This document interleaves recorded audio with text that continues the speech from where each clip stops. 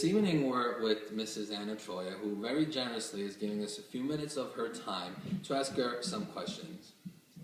Mrs. Troya, thank you for your time. Thank you. I'm glad to be here. Explain your current position in your company and how many people do you supervise?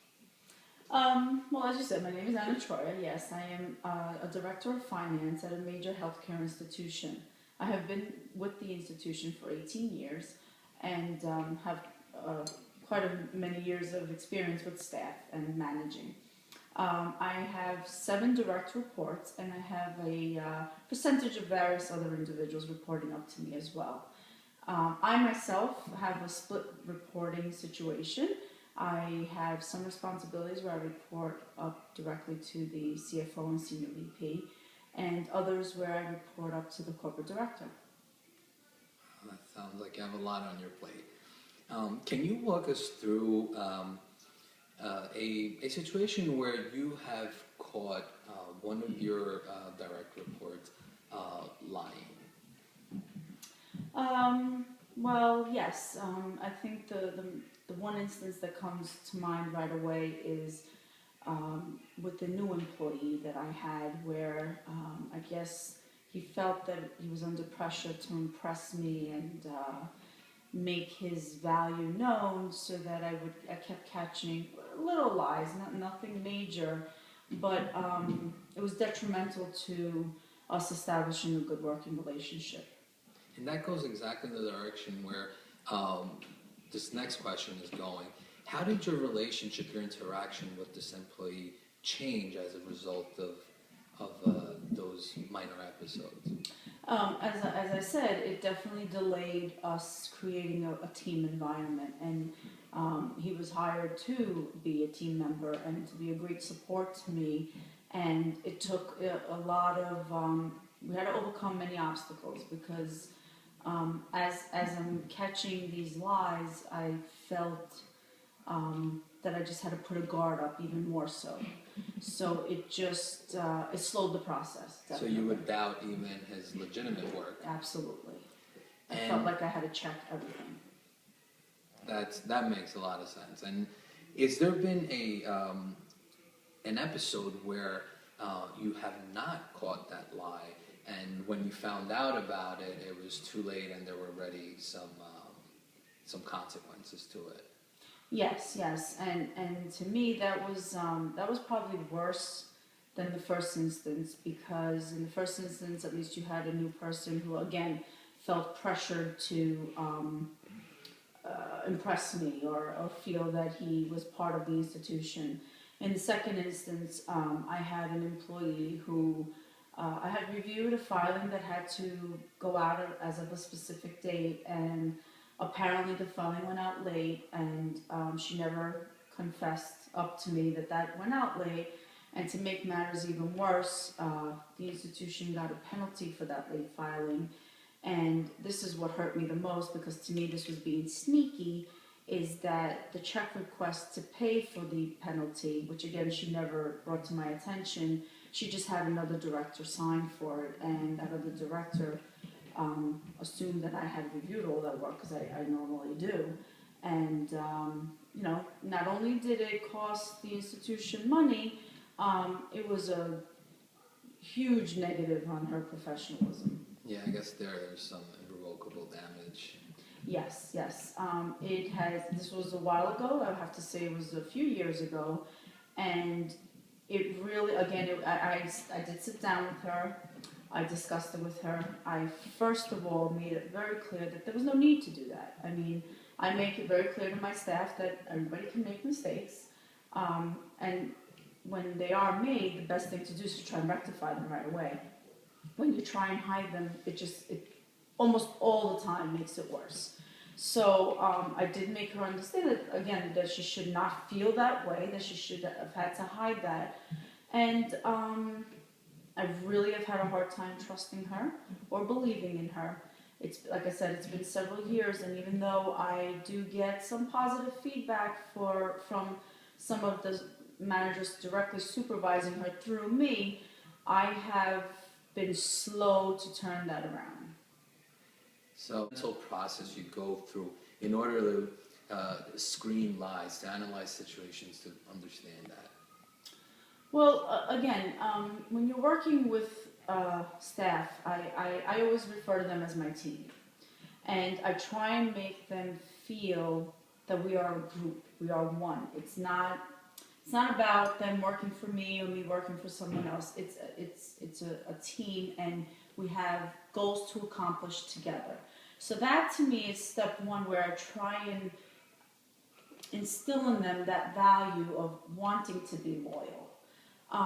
At the same time, as I go through different review processes or of their levels of responsibilities, I tend to be very detailed with my review, and usually it's experience that'll help me to determine how much of a trust I can build with a certain individual. And it means, if I ask you for something and you did make a mistake and you come right forward to me and tell me about it, well, that goes a long way for me. Am I happy about the mistake? Maybe not, depending on what it means for us as a group or for me as a professional. However, the fact that you came forward rather than me having to come to find it goes a... And we appreciate your time, and thank you so much for sharing all this. I'm glad I could be here. Brad Farber. Hi, Steve Davis. Hi, Steve. Can you describe your current role and position here? I'm a executive at Merrill Lynch, 27 years as a financial advisor. That's great. Has there ever been a situation where a client has lied to you, and how have you caught that lie? Well, what happens is our business is pretty much built on trust, and what we do is, everything's 98% of the business is over the phone, and maybe once or twice in my career I've had a client that would, what we say, DK a trade. They say they don't know what the trade was. They said they never did the trade, which is obviously catching it very easily because I know that I read it back to them and everything else. And what we do is I just learn to ask the question in different ways so I get the right answer, and I would say to them, you're telling me you don't recall doing the trade. And I would say it was an unsolicited trade. We don't have it recorded. So I would just ask the question in different ways until I finally realized that they tell me the truth, and I would get it out of them every time, and then I would never bust the trade out. Okay, perfect. So in that situation, how would you deal with these people going forward? Well, if I think it was a one-time thing, and I think it was just a confusion, and they did not bust out the trade, I can deal with it. If they reneged on a trade, I'd have to feel out the client. If it's a big client, maybe it's worth it. I'll try it. If it happens again, I'd fire them immediately. Based on your experience and your feel and your experience working in the field, how do you go about screening for lies or use your professional skepticism towards potentially, let's say, a new client? Or I think what happens is when we get a new client, you have to profile them, and sometimes things don't add up. And I don't know if it's necessarily lies, but it's hiding information from you sometimes. And what we will do is we will, I do a lot of business in Asia, and they ask a question 5 times differently to get an answer. And I'll probe questions to get answers, to understand better and uncover situations that were not necessarily truthful. Great. And in your professional opinion, describe the importance of trust in the business environment. Well, like I said, we do 98% of the business over the phone. It's not recorded. So I would say trust is probably the most important thing, because otherwise they won't pay for trades. They'll DK or renege on a trade. So trust is crucial. And I manage their money, and they have to trust me, so vice versa. If they don't trust me, it's not going to work out. Okay, thank you for your time. I appreciate it.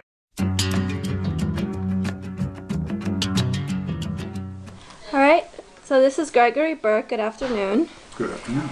Explain your current position and role in the company. How many people do you supervise? I currently work in a foundation in New York City called the United Hospital Fund, and my position is Director of Innovation Strategies, and I supervise one person. I have a secretary, and that's it.